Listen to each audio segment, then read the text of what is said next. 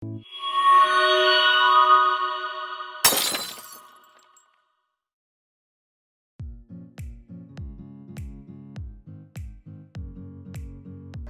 saya sendiri adik-adik ya, kebetulan dari SD, dari kelas 1 sampai 6 seingat saya satu ketua kelas terus gitu ya.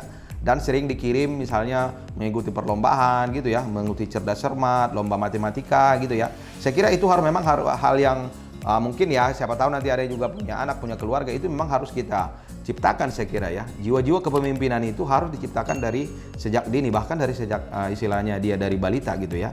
Saya waktu SMP juga sudah ketua OSIS gitu ya. SMA juga berlanjut ya, kita di OSIS dan ROHIS di Padang Sidimpuan. Sebetulnya saya SMA 1 Padang Sidimpuan, itu di sana kita namanya dulu Posko RI, Forum Komunikasi Studi Remaja Islam gitu ya. Kita udah aktif di situ dari SMA gitu ya. Dan sampai ke Himpro di kuliah di IPB gitu ya.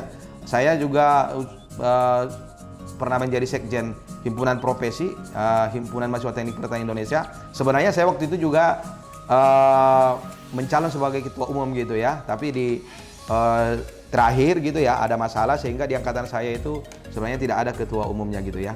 Terus yang berikutnya di Imatapsil juga kita aktif gitu ya.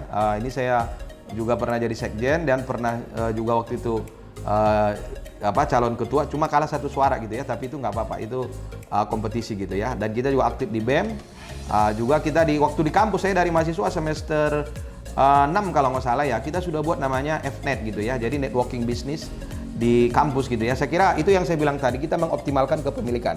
Jadi saya dari semester 3 di kampus itu sebenarnya saya sudah bikin bisnis gitu ya, sudah bikin bimbel, kita sudah bikin IO gitu ya. Jadi kalau ada kegiatan-kegiatan dari luar kampus, misalnya seperti dari kementerian, kita sebagai event organizer gitu ya. Jadi kadang-kadang itu senang gitu ya. Kita kumpulkan teman-teman yang memang mau berorganisasi dan membuat sesuatu gitu ya. Kadang-kadang kita misalnya dapat duit 6 juta dari Kementerian SDM gitu ya. Paling-paling nanti misalnya kita buat acara yang bagus, kita buat secara profesional, paling-paling nanti habis 3 juta atau 4 juta. Sisanya bisa kita gunakan untuk yang lain gitu ya, atau pengembangan organisasi, atau kita misalnya jalan-jalan, makan-makan gitu ya. Jadi hal-hal seperti itu menurut saya adik-adik harusnya juga dioptimalkan selama mahasiswa ini gitu ya.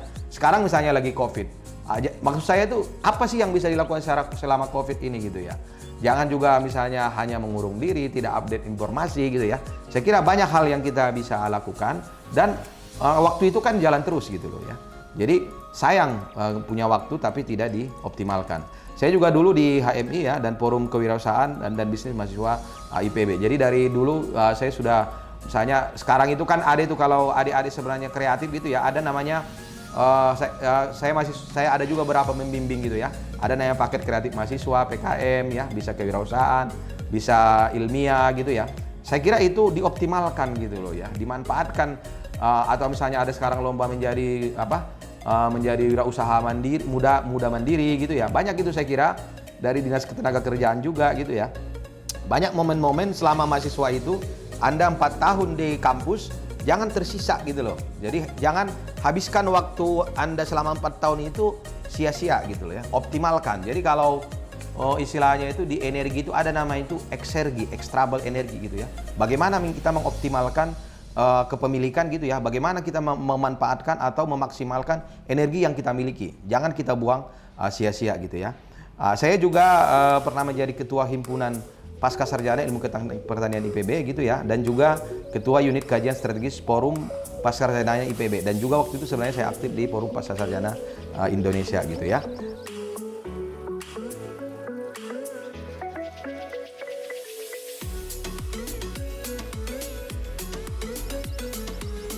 Setelah tamat kuliah, kita juga sampai sekarang masih aktif di keprofesian ya. Karena memang anggaplah misalnya saya sudah selesai S3 gitu ya. Tapi ilmu itu kan nggak berhenti sampai di situ. Orang yang tidak update ya, makanya jangankan misalnya mahasiswa gitu ya. Dosen saja kalau dia tidak update bisa dia lebih rendah nanti knowledge-nya dibandingkan mahasiswa ya. Sekarang dengan teknologi 4.0 ya, Anda sebenarnya nggak perlu atau misalnya dengan cepat bisa mengupdate ilmu Anda gitu. Sekarang mau tanya atau butuh apapun tinggal cek aja di Google, kan gitu ya. Tapi apa sih yang kita miliki, yang kita perlu saat ini? bagaimana kita mengintegrasikan, mengkomunikasikan, mengcombine ya, mendiskusikan, menyampaikan gitu ya, ide-ide kita itu sehingga bisa memproduksi suatu produk gitu ya, atau ide-ide kreatif yang bermanfaat bagi banyak orang gitu loh, yang bermanfaat bagi organisasi kita gitu ya. Sehingga saya juga aktif di Perhimpunan Teknik Pertanian ya, saya kebetulan di ketua DPP, Departemen Bisnis dan Komersialisasi. Jadi kita sedang berusaha bagaimana bisnis gitu ya, atau bagaimana teknologi atau hasil-hasil riset. Sekarang kita di dosen itu ada namanya TKT, tingkat kesiapan teknologi. Bagaimana riset itu bisa diimplementasikan, bisa diproduksi, bisa dijual gitu ya, dan bermanfaat bagi banyak orang. Jadi riset-riset itu tidak lagi sekedar mengendap gitu atau tidur di perpustakaan gitu ya. Ini juga saya kira adik-adik harus usahakan. Anggap misalnya yang semester berapa sekarang, ada yang semester 5 atau misalnya semester 7 mau selesai, coba lakukan riset yang sekiranya itu bermanfaat, dan kalau bisa nanti itu bisa menjadi bisnis Anda gitu loh. Saya kebetulan mayoritas bisnis yang saya jalankan itu adalah hasil-hasil riset gitu loh ya, atau hasil-hasil penelitian dari S1, S2, S3 yang kita lakukan gitu ya. Jadi tidak sia-sia gitu ya, atau kita bisa implementasikan ilmu yang kita dapat tersebut. Saya juga aktif di Ikatan Ahli Biodiesel Indonesia ya, di Persatuan Insinyur Indonesia, di Masyarakat Kelapa Sawitan ya, juga di Indonesian Life Cycle Assessment Network atau ILCAN, di mana saat ini saya sebagai ketua umumnya gitu ya. Kita juga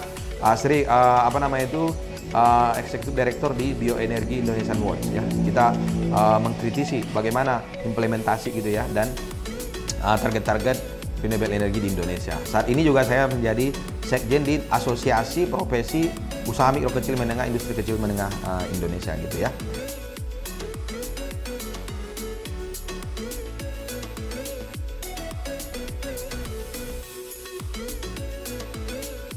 Jadi saya juga di himpunan alumni kami, saya sebagai ketua umumnya gitu ya, di Ikatan Keluarga Alumni Organisasi Teknik Pertanian dan Teknik Mesin Biosistem IPB gitu ya.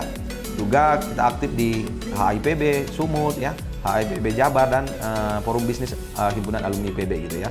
Saya juga sekjen di Ikatan Keluarga Alumni Mahasiswa Tapanuli Bagian Selatan, juga di sekjen di Parsadaan Siregar Boru Dohot Babere Jabodetabek ya. Karena networking gitu ya, membangun komunikasi itu perlu ya.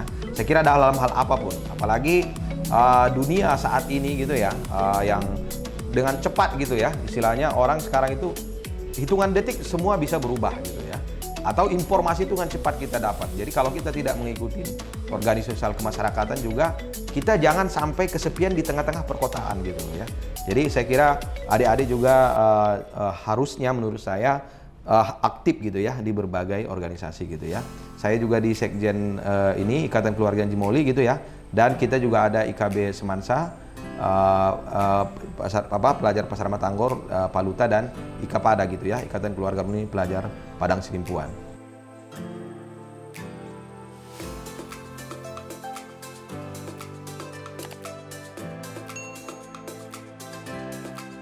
Jadi saya juga sebenarnya mengkomunikasikan gitu loh ya, mengintegrasikan atau mengkoordinir dalam hal misalnya SDM, dalam hal misalnya saran-saran bisnis gitu ya, di beberapa usaha grup Dakara gitu ya.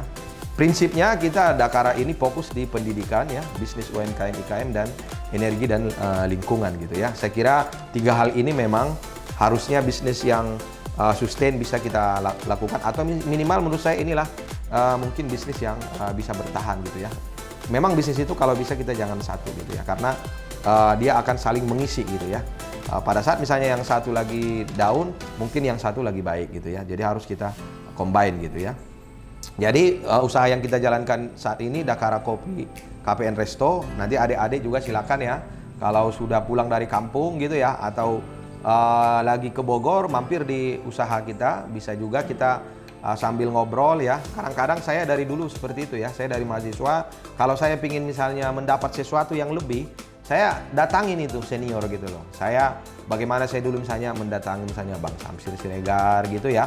Misalnya kita datangin dulu misalnya Bang Saud Usman Nasution gitu ya. Siapa lagi tokoh-tokoh dari kita, dari misalnya Tabak Selsana gitu. Itu kita datangin. Apalagi lagi mahasiswa. Mahasiswa kan kalau salah nggak apa-apa. Paling-paling misalnya ditegur sedikit ya nggak apa-apa gitu ya. Tapi kita bagaimana? Karena beda gitu loh ya. Mungkin saya misalnya bertemu adik-adik gitu ya, atau saya juga dulu misalnya bertemu dengan senior, maka dia akan ceritakan true story-nya gitu loh ya. Maka dia akan ceritakan, sebenarnya kan kita teladan itu perlu di dalam apapun gitu ya. Jadi dia ceritakan cara dia misalnya menjalankan kehidupan gitu ya. Itu kan saya dulu misalnya dengan Bang Olowan Siregar itu saya bahkan menginap di rumahnya itu. Saya memang dari mahasiswa pun dulu saya kalau kosong waktu itu saya optimalkan untuk ketemu senior-senior. Kita silaturahmi.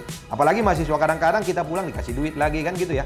Ilmunya itu kita dapat gitu ya. Pulang juga dikasih duit, diajak makan itu kan suatu nilai tambah yang banyak gitu ya. Saya kira itu menarik gitu ya, kalau misalnya adik-adik juga melakukan itu gitu ya.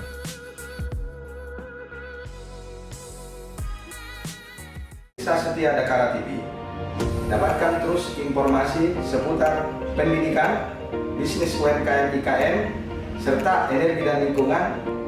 Dapatkan terus notifikasi dari YouTube channel Dakara TV. Jangan lupa subscribe, like, comment, and share YouTube channel ini.